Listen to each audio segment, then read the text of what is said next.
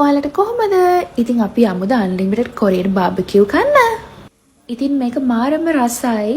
කිසිම පාඩුවක් නෑ මේ ගානට ඔයාලට. ඉතින් අපිට මෙතන ෆ්‍රෙෂ් මීට්ස් තමයි දෙන්නේ. ඉතින් අපිට ඒවා මේ ප්ලේට් එකට දාලා හදාගෙන තමයි කන්න තියෙන්නේ.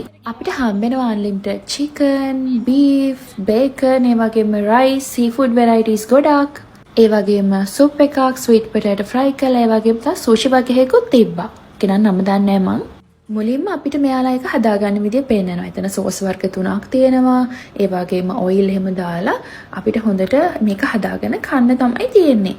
ඉතින් මේ මීට්ස් ටික ඉවර වුණාම එයාලා ඇවිල්ලා ආයෙ රීෆිල් කරලා දෙනවා. ඉතින් ඔයාලත් කොරියන් ෆුඩ් ෆෑන් කෙනෙක් නම් මේක ගිහිලා අනිවාර්යෙන්ම රස බලන්න. මෙතන අපේ ඔප්පලා සෙට් එකකේ ෆොටෝ ෆ්‍රේම් එකකුත් තිබ්බා. ඒකේ වීඩියෝ එකක් නම් මට ගන්න බැරුව ගියා. අපේ ගුජුම්පියා අයියා ලී මින් හෝ යාගේ ෆොටෝස් තමයි වැඩියෙන්ම තිබ්බේ. මේ රෙස්ටොරන්ට් එක ඇතුළත් මාරම ලස්සනයි. ඉතින් මේකේ නම තමයි The Skivers.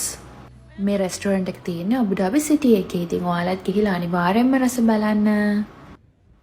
එහෙනම් ළමයි අපි යනවෝ. බයි බයි උම්මා.